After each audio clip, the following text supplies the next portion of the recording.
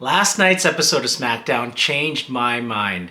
I put out a video a couple of days ago and I spoke about how the road to WrestleMania is lacking excitement, but I was wrong. It's funny how, one moment or one instance or one different opinion can shift your perspective and completely change your mind. And that's exactly what happened with last night's episode of SmackDown. I had to come on here and correct myself. I feel like there's a life lesson in there somewhere. But I won't recap the whole show, but I'll just kind of share about some of the highlights that I saw throughout the show. Because from top to bottom, SmackDown was a great show. I think it flowed very well from segment to segment.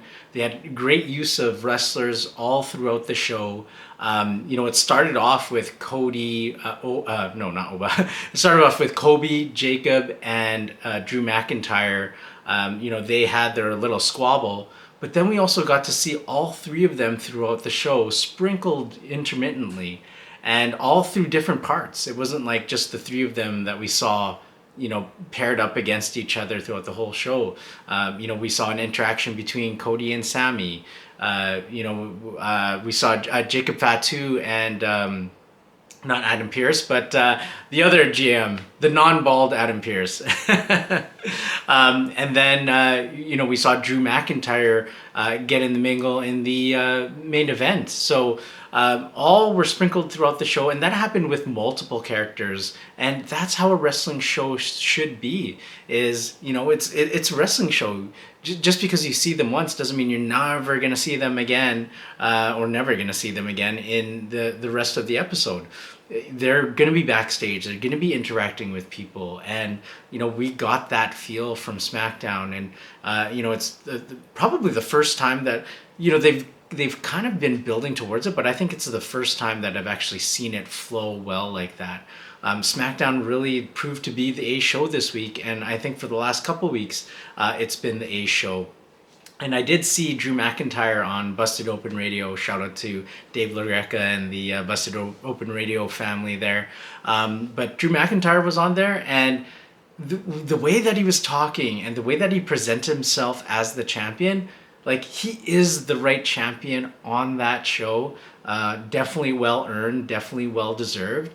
But he said that he is the champion that SmackDown needs, right? He's unpredictable and chaotic, and that's exactly what SmackDown needs. That's exactly what Raw needs. It's what a wrestling show needs. Wrestling shows are best when they're unpredictable and they're chaotic. I remember back in the Attitude Era, it was always, something new popping up, or some chaos happening, and that made watching wrestling fun. So it's nice to see SmackDown get back to it. Definitely saw that at a lot of different points throughout the night during last night's SmackDown, and I feel like it's bringing more excitement to the road to WrestleMania. What other highlights can I talk about SmackDown? There was a triple threat match for the Elimination Chamber. There was both the men's and the women's. In the women's match, we had Kiana James, Charlotte Flair, and Nia Jax.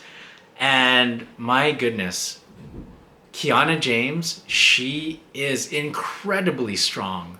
She picked up Nia Jax for a Samoan drop like nothing, and just absolutely impressed with her strength. And not only that, but she punched her ticket to Elimination Chamber. She ended up winning that triple threat match against two former world champions. So, props to Kiana James for that. Happy to see her get a little bit of a push there and participating in the Elimination Chamber. In the men's match, we had Carmelo Hayes, Trick Williams, and Damian Priest. And I thought it was a great show, and my goodness, is Trick Williams over. He's getting louder and louder crowd reactions by the week, and I hope that by the time WrestleMania comes around, I hope that he's in a big profile match. I could see Trick Williams going against Carmelo Hayes for the US title, and I think that'd be an incredible match. I think it needs to happen at WrestleMania, and I think Trick Williams needs to go over at WrestleMania and be the U.S. champion post WrestleMania. He's definitely got the fan reaction Whether or not they turn him heel or not, I mean, that, or turn him face, I mean, that can happen at a later date. They could do it now if they wanted to, but I think SmackDown and just WWE in general needs some heels. So keep him the way that he is, but definitely put a championship on him because they need to keep his momentum going. Show that, when the crowd gets behind someone, that WWE will get behind that person. And one way to show that is to give that person a title. It's something that they should have done with LA Knight much sooner. They did give him a U.S. title run, but it wasn't the type of run that we were looking for. I think it was a little too late to give him that U.S. title run. He should have gotten it earlier. I think when he got that U.S. title, it really should have been the world title. But hey, that's my perspective. I'm just a wrestling fan. But let's not miss the boat with Trick Williams. He definitely needs a title, and I think the U.S. title match against Carmelo Hayes is going to be a good one if they do it at WrestleMania. So it was cool to see Trick Williams. Trick Williams had an interaction with Sammy, so you got to see Trick Williams throughout the show. I'm going to come back to that interaction in a bit, but Obafemi we got to see throughout the show as well, and my goodness, another new wrestler who's absolutely over. But Oba, people chanting Oba, Oba during his entrance, it just shows the power of NXT, and it's nice to see that transition into the main roster for both Trick Williams and Obafemi. So WWE has a gold mine right there, and again, I hope that they continue to give those guys a push and keep them at the top of the card, because that's where the crowd is telling them that they are, and WWE just needs to go with it. A similar thing with Kit Wilson, excuse me, but the difference is that with Kit Wilson, he's just a lovable character that, for me personally, I don't care to see him win or lose. I just want to see him. He's a great character, but he's not, I guess he just doesn't have that stature of like, yeah, that guy's going to win the fight. He might win some fights, but he's not going to win all the fights. When you look at Obafemi, that dude is winning all the fights. So that's the difference there. Because Oba's over, because he's got that size, definitely feed him more. Sorry to quote Ryback there, but they definitely need to take care of Oba and also take care of Trick Williams, because he's got a championship written all over him as well. So let's go back to that interaction. Actually, that interaction that I mentioned earlier actually started with Cody Rhodes and Sami Zayn, and that was absolute cinema. Such great television in that whole segment there.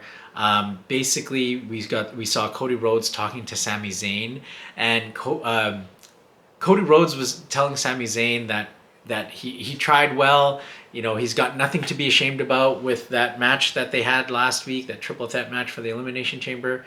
And Sami Zayn said, yeah, I know I've got nothing to be ashamed about. It's you that's got something to be ashamed about. And he said how, Sami Zayn, kind of like protected Cody Rhodes. And even though Drew McIntyre came and was going to cost Cody Rhodes the match, it was Sami Zayn that hit Drew McIntyre with the haluva kick. And, but then Cody Rhodes saw that as an opportunity. After that haluva kick, Cody Rhodes hit Sami with the crossroad, and then ended up getting the 1-2-3 and punching his ticket to Elimination Chamber. And that's what Sami Zayn was calling him out about. And Cody Rhodes basically said to Sami, "Is like, did I do something wrong?" Because Cody was saying that he was just capitalizing on the opportunity, something that Sami didn't know, because he doesn't capitalize on those opportunities, and that's why he's not a world champion. Whew. And that one stings the nostrils. That's tough. It's tough because in a way it's kind of true, but at the same time, it's like that's Sami's character right now. He does the right thing. And I honestly, personally, I don't believe that you need to cut corners or, step over people to raise yourself up. I think if you're a good person that does good things, your time will come. And I don't think that Sami Zayn needed to change anything. But we had differing opinions there with Sami Zayn and Cody Rhodes. You can look at that situation and both of them are right and both of them are wrong. And it just depends on which side you take. Personally, I actually take Sami Zayn's side on that one. I think Cody Rhodes was kind of showing his colors as a heel there. You know, and don't get me wrong, when it comes to the championship picture, you got to do whatever it takes. But again, I think you could do it with integrity. And I don't know if I don't think that Cody Rhodes' actions he acted with integrity last SmackDown. So. But anyway, they had that interaction, and then after that interaction happened, Trick Williams swoops in, and he's about to go out to his match, and he says to Sami, he's like, "I'm gonna do what you can't do, and that's finish the job," and just kind of rubbing it into Sami's face. And then after that, it clicks with Sami, and he catches up with Cody Rhodes. And I didn't really agree with Sami on this one, but he apologized to Cody Rhodes, and he said that he was right. You know, I almost feel like I didn't mind him going up to Cody Rhodes. I didn't really like the fact that he apologized to him and admitted that he was wrong. I mean, it is a very Canadian thing to do, to go up and apologize for no apparent reason, but I think they should have let that one simmer a little bit and just let people think, okay, well, who's the heel, who's the face with Sami and Cody? Because they're both incredible faces right now, but both kind of could have turned. I saw Cody's kind of heel side come out and Sami's heel side come out in that interaction. And I think they should have let that play out a little bit. I think there was a way, and I get what they're trying to do. They're trying to keep it so that they're both faces right now. They don't want to reveal anything. But just let it simmer and let people think, oh, okay, who's the face, who's the heel? They could bring them back to neutral maybe in the following SmackDown. So instead of Sami going and apologizing and telling Cody that he's right, instead what could happen is, you know, Cody could be in a match next week and Sami saves him from getting attacked. And that right there will show, okay, Sami's on Cody's side. They're both faces. Okay, that kind of answers things for now. Because you know, you can speculate what's going to happen. Again, this is where, you know, predictability is a good thing, because if I predict this, then hey, they're giving us what we want and what we expect. But I could see one of them turning at or around WrestleMania. And chances are it's probably going to be Sami. But you know, let us think about it over the next couple of weeks. Let us question ourselves. Who's the face? Who's the heel?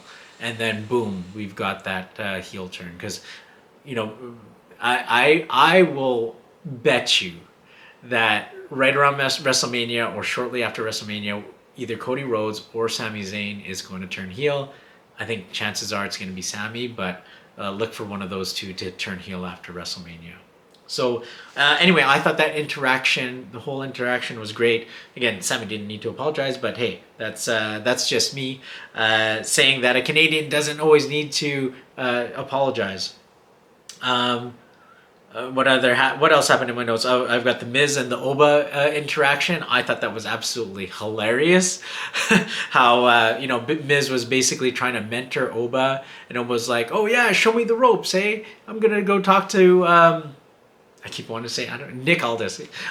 I'm gonna go talk to Nick about that." And he and then Miz clicks in for Miz. Oh no, he's gonna ask for a match. I thought that was absolutely hilarious. They also showed the women's scene and the interaction between Alexa and Charlotte. Again, I really like what they're doing now. Now Charlotte is starting to change. She's, you know, becoming more. You're seeing a softer side of Charlotte. But now you've got this weird situation where Alexa's in the Elimination Chamber, but Charlotte's not. And is there going to be jealousy there? Like, that's a really good situation to have, I would say. That's something that's going to keep us guessing, and because eventually one of them is going to turn on each other. But is Charlotte going to turn, which we've seen in the past that does work well, or is Alexa going to turn? And you know, I don't know. If I had to guess, I'm guessing Alexa, because it's less predictable. But we'll have to wait and see. So the Shinsuke Nakamura and Tama Tonga, they've got like a little feud that is holding down the mid card, to be honest with you, and I don't mind it. Like, I am interested in that. They've got history from Japan. I like that they interact with each other. So, and it doesn't have to be for a title, and it doesn't have to be in the main event picture, but it's just one of those storylines that's happening throughout the show that has piqued my interest. I definitely want to see where it goes. Even though they already had a match, I thought that was like the end of their interaction. So it's nice to see that they're continuing that, and I am curious to see where that goes. So, and then last but not least, the main event was Aleister Black versus Randy Orton, and I gotta say that they have nailed the presentation of Aleister Black and Zelina Vega. Yes, it does give some Karrion Kross and Scarlett vibes, but you know what? Aleister Black is his own wrestler. Zelina Vega is her own person as well, and I think they're doing a good job of it. Aleister Black already had that look and the theme and everything like that. Now it's just Zelina Vega integrating herself into that, and I think she's doing a great job. I really like the two, and I'm glad that WWE's behind them. It showed from the outcome of the main event.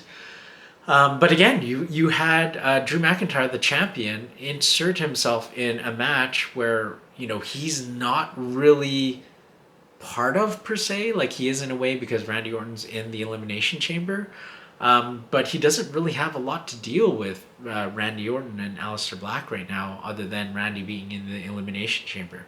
So it was really cool to see that interaction happen. Again, it was a good match between Randy Orton and Aleister Black. I don't know if they've wrestled before, but it was really, really cool to see them in the main event. It gives Aleister Black some experience. And man, Aleister Black pinned Randy Orton. So even though Aleister Black's not in the Elimination Chamber, it shows that WWE is behind Aleister Black and his character.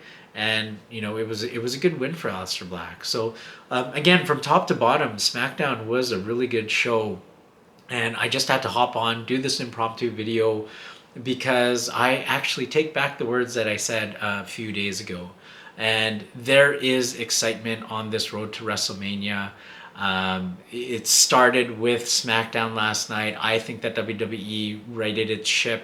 And I knew that they just needed a little bit of time. They wanted to see the fallout of Royal Rumble and then adjust from there. But, I think WWE needs to be a little bit more on top of it. I feel like they kind of wait a little bit. After the Royal Rumble, they wait a week, a minimum a week and a couple of days or a couple of weeks. And then they start to develop that road to WrestleMania. I'd say, no, just go with it. If you've got an idea, start going in that direction. And then if you need to pivot. But it was almost stagnant for the last 2 weeks, which, I hope next year around this time that they don't do and they know what to do right.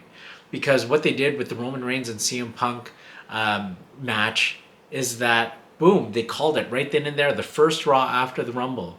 They speculated, is this the right move? The crowd reaction said yes, and they went for it.